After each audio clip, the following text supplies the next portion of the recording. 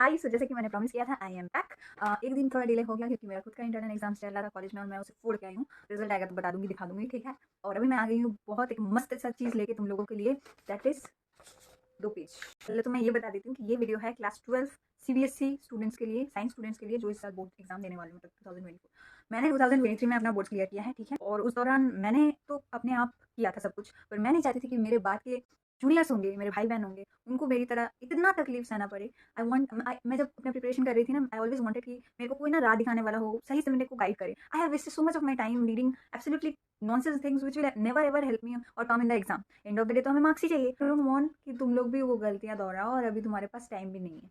Shorts पहले का देखा हुआ है तो तुम्हें पता होगा कि यहाँ पे अभी हम लोग क्या करने वाले हैं, और नहीं पता है तो मैं बता देती हूँ। सबसे पहले हम लोग केमिस्ट्री को निपटाने वाले हैं। केमिस्ट्री और फिजिक्स में ही लड़ रहता है ना हम लोग का, जैसे था पीसीबी। तो सुनो, फिजिक्स केमिस्ट्री के लिए 1 महीना तुमको रगड़ना पड़ेगा, 1.5 महीना रगड़ना पड़ेगा, और बाकी टाइम हम लोग को रिविजन करना है। तो इतने कम टाइम में क्या पढ़ोगे क्या नहीं, कैसे पता चलेगा, है ना। तो आज हम लोग निपटाने वाले हैं इनऑर्गेनिक केमिस्ट्री। देख रहे हो 2 पेज। इसको इसको हल्के में मत लेना, ये है हल्का लेकिन इसको हल्के में मत लेना, ठीक है।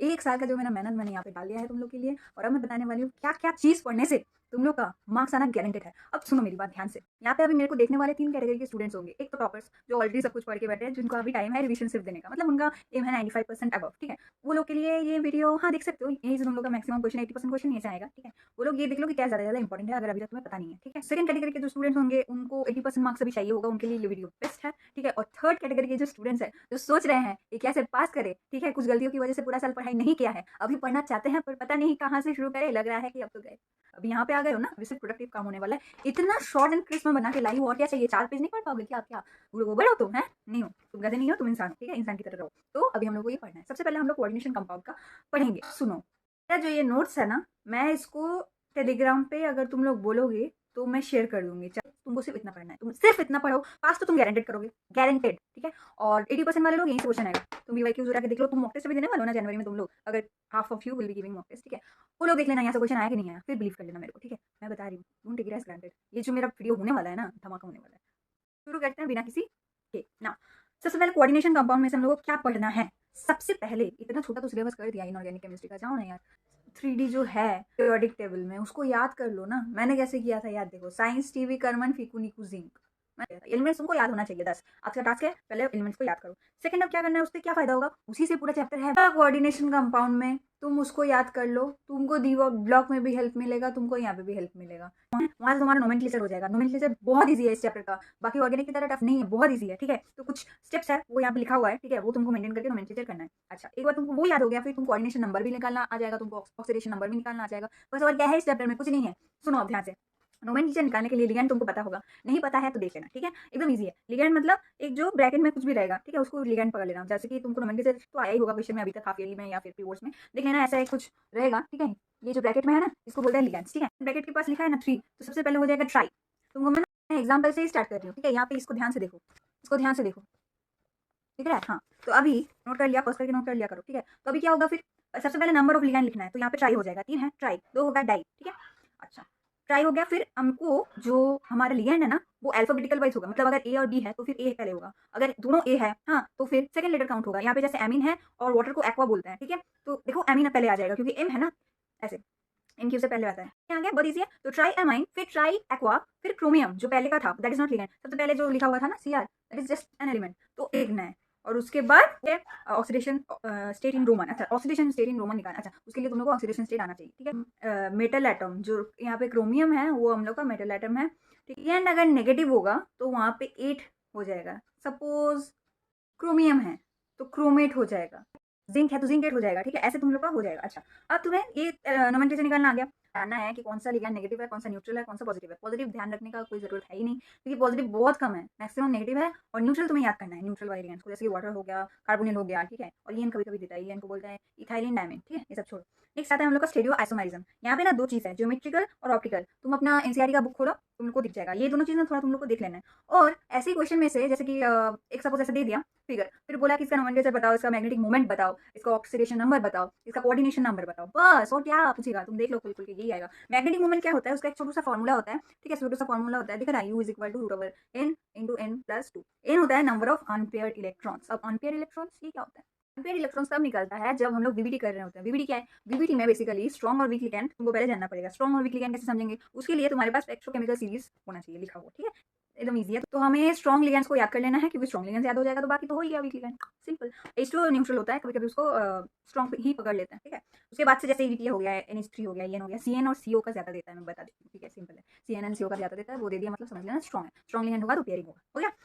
अब उसको VBD में थोड़ा निकाल के हम लोग को देख लेना है। VBD ना थोड़ा ऐसा काइंड का होता है, 3D 4S 4P 4D NCERT में तुम लोग को मिल जाएगा, ठीक है, वो देख लेना है थोड़ा सा। जितना बोल रही हूँ सिर्फ उतना ही NCERT में देखना है, पूरा मत देखने बैठ जाना, टाइम वेस्ट होगा तुम लोग को, ठीक है। फिर दो थ्योरी का हम लोग को चीज पढ़ना है। एक तो तुम्हारा वो बॉन्डिंग इन मेटल कार्बोनिल, वो मैं समझा देती हूँ थोड़ी देर में, और एक आइसोमेरिज्म जो मैंने बोल दिया। अच्छा, तो बोलोगे कि कोऑर्डिनेशन नंबर आपको बोल रहे थे पर उसको निकालना कैसे, वो क्या होता है? बेसिकली 4 तरीके का होता है। sp3 मतलब टेट्राहेड्रल, sp3d मतलब ट्रायगोनल बाइपिरामिडल, dsp2 मतलब स्क्वायर प्लेनर, sp3d2 हो गया और d2 sp3 हो गया, दोनों ही होता है ऑक्टाहेड्रल। वो तुमको निकाल के देख के समझना पड़ेगा, मतलब VBD में जैसे तुम निकालोगे तो वहाँ पे तुमको समझ में आ जाएगा। जितना लिगेंड्स होगा उस हिसाब से ये कैलकुलेट होता है, ठीक है, इजी है। प्रॉब्लम होगा तो मेरे को बता देना, क्योंकि मैंने पहले ही तुम लोग को बोला था, एक बार तुम लोग को वन शॉट देखना है, किसी भी टीचर का देख लो, ठीक है, वन शॉट लिगेंड देखना है समझने के लिए।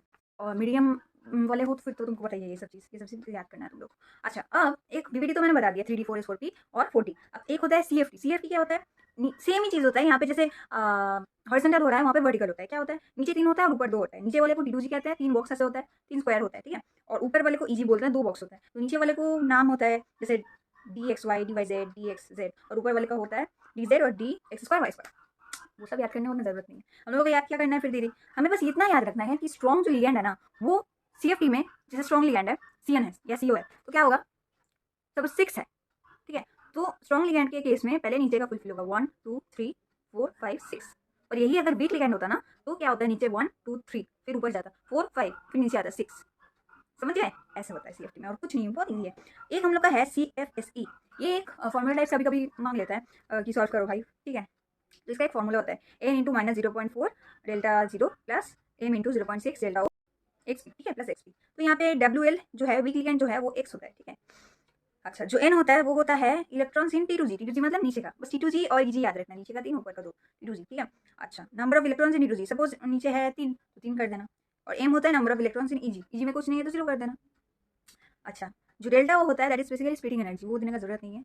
हाँ, P भी उतना कुछ काम में आता नहीं है, और X जो है वो है P है पेयरिंग एनर्जी, ठीक है, और X जो है that is number of new pairs due to strong ligand. Strong ligand की वजह से कभी कभी जो पेयरिंग हो जाता है दैट वैल्यू, ये कभी कभी आता है। हाँ, ज्यादातर मैंने जो बोला ऑक्सीडेशन नंबर, कोऑर्डिनेशन नंबर, फिर तुम लोग का नोमेनक्लेचर, ये सब ज्यादातर आता है। और एक आता है कलर इन कॉम्प्लेक्स, ये भी तुम्हारा एक चार्ट दिया हुआ रहेगा, वो थोड़ा पढ़ लेना, तो NCERT में है।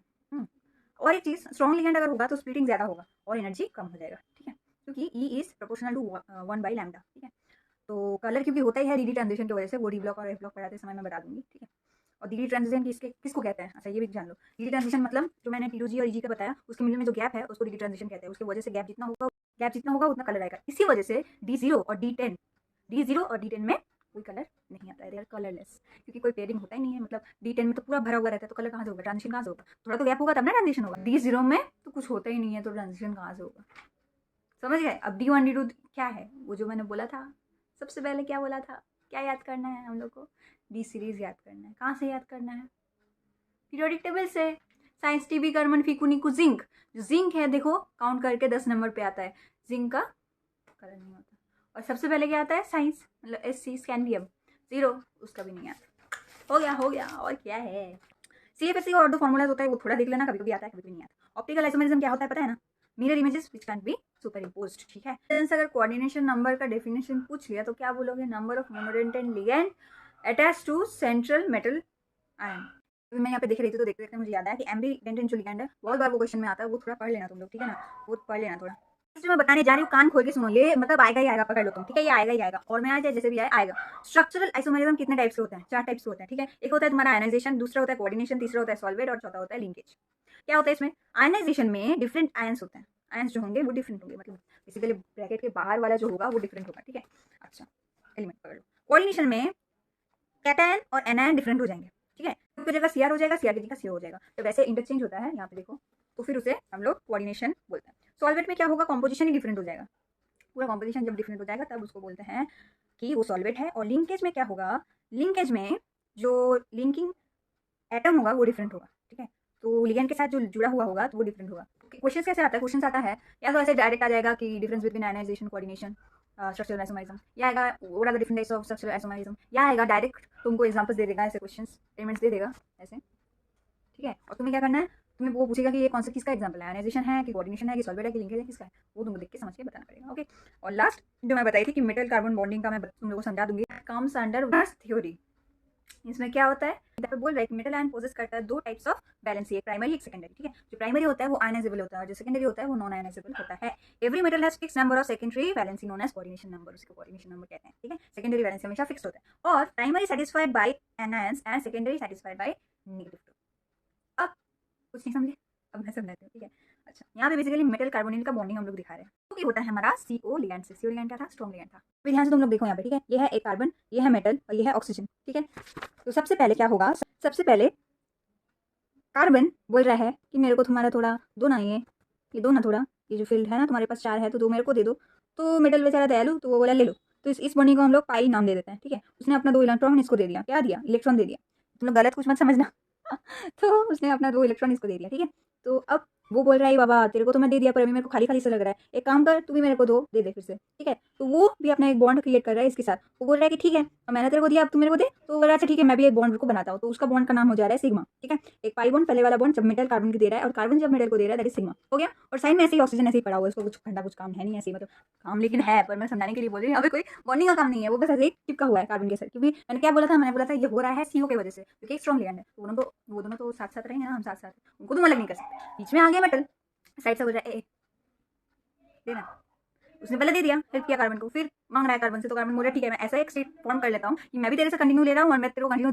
याद है बचपन में हम लोग ने पढ़ा था वाटर सिस्टम। वाटर सिस्टम मतलब एक हाथ से कुछ देना और दूसरे हाथ से कुछ लेना। उस टाइम पे पैसा उतना होता नहीं था। तो सपोज मेरा चावल का कोई बिजनेस है, मैं तुमको चावल दे रहा हूँ, तुम मेरे को आटा दे रहे हो क्योंकि तुम्हारा आटा का बिजनेस है, ऐसा लेन देन होता रहता था। तो यहाँ पे भी सेम है, पर कार्बन मेटल से ले रहा है, मेटल कार्बन से ले रहा है इलेक्ट्रॉन्स और ऐसे इनका कंटिन्यूअसली बॉन्ड एक बन जा रहा है which is a strong bond, क्योंकि पाई भी है इसमें, सिग्मा भी है और ऑक्सीजन ऐसे साइड पे अपना कुछ कर नहीं रहा, वो आराम से सिर्फ देख रहे हैं कि क्या चल क्या रहा है यहाँ पे। बस ये हम लोग का वार्नर का थ्योरी। ये कभी कभी आ जाता है क्वेश्चन में, ठीक है, कि ऐसे आएगा मेटल कार्बोनिल का बॉन्डिंग के बारे में थोड़ा डिस्क्राइब करो या फिर शो करो। तो ये छोटू सा डायग्राम तुम लोग को ड्रॉ कर देना है, फूल पत्ते बना देना है। ठीक है, उसको थोड़ा शेडिंग कर देना है। और इसी के साथ हमारा कोऑर्डिनेशन कंपाउंड चैप्टर खत्म होते हुए कैसा फील हो रहा है बता देना। कुछ कहीं पे समझ में नहीं आया वो भी बता देना। मैंने अपनी तरफ से पूरी कोशिश की तो कि तुम लोग को जितना कम में हो सके पूरा मैं समझा दूँ। इससे कम मैं नहीं समझा सकती थी, सॉरी माफ़ करना, कहीं पे कुछ गलती हुआ होगा तो। इतने महीनों बाद मैं इसको पकड़ी। ये मेरा तब का नोट्स बनाया हुआ था जब मैं अपने लिए प्रिपरेशन कर रही थी, एंड ट्रस्ट मी गाइस मैंने सिर्फ यहीं से किया और उस वाल का बुक से मैंने जो पहले तुम लोग को मैंने बताया था सॉल्व किया। तो मिलता है नेक्स्ट वीडियो में। नेक्स्ट वीडियो में हम लोग DNA ब्लॉक कंप्लीट करेंगे ऐसे ही धांसू से, ऐसे ही जोश तुम लोग का बना होना चाहिए। ठीक है, तभी मेरे को पढ़ाने में मज़ा आएगा। पहले हम लोग इनऑर्गेनिक कंप्लीट कर लेंगे कल में। ठीक है, उसके बाद हम लोग देखती हूँ फिजिकल पकड़ूंगी कि ऑर्गेनिक, पता नहीं, देखती हूँ। ऑर्गेनिक में मैं तुम लोग को मैं एज बिकॉज ये मैं पूरी तरीके से फोकस करके बना रही हूँ उन स्टूडेंट्स को ऊपर जो फेल करने के डर से अभी घर में ऐसे बंद है, और मीडियम स्टूडेंट्स के लिए तो अच्छे वाले हैं वो लोग सिर्फ यहीं से आइडियाज़ ले लेना। ठीक है, क्योंकि मैं देखो मैं उनके लिए कर रही हूँ जो लोग का कोई नहीं है। तुम लोग तो ऐसे भी कर लोगे है ना, लेकिन इन लोग को अभी चाहिए। कुछ गलतियाँ हैं, एक चांस भगवान तुम लोग को दे रहा है मेरे थ्रू, तो अभी तुम लोग ने यूटिलाइज कर लिया तो वेल एंड गुड। अभी भी अगर नहीं कर पाए फिर कुछ नहीं हो सकता, मैं तुमको फ्रैंकली बता रही हूँ। उसके बाद मेरे को नहीं लगता इतना शॉर्ट एंड क्रिस्प पूरे यूट्यूब में कोई भी ऐसे तुम लोग को बता रहा होगा कि क्या पढ़ना है और कहाँ से क्वेश्चन आएगा। और यहीं से क्वेश्चन आएगा, मैं बार बार बोल रही हूँ यहीं से आएगा। क्यों, कैसे आप इतना श्योर हो? 20 साल मैंने घाट लिया है, 20 साल का प्रीवियस ईयर का घाट लिया है मैंने पूरा, और मैंने अकेले किया है तो मेरे को और अच्छे से पता है। मैंने सब कुछ किया था, सारी गलतियाँ कर चुकी, इसलिए मैं नहीं चाहती कि तुम लोग भी वो सब करके अभी अपना क्रुशियल मोमेंट वेस्ट करो, टाइम वेस्ट करो। ठीक है, ऐसे ही एक एक पेज का सारे चैप्टर्स का मैंने नोट्स बना लिया है तुम लोग के लिए सिर्फ। तो थोड़ा लाइक कर देना अच्छा लगा हो तो, और अपने जिगरी दोस्तों के साथ, जिन लोगों के साथ तुमने मिल के टाइम वेस्ट किया उनके साथ शेयर करना ज़रूर, ताकि उनका भी लाइफ बचे, वो लोग भी थोड़ा पास वास कर ले। तो यहाँ पे हम लोग आएंगे, मस्ती मजाक में पढ़ाई भी कर लेंगे, मोटिवेशन भी थोड़ा दे दूँगी। हाँ, कुत्ता तब से भौंक रहा है, मैंने मार डालना है इसको सच्ची बता रही हूँ। मैं ऐसे तो एनिमल लवर हूँ बट बीच में ही होना होता है। चलो बाय।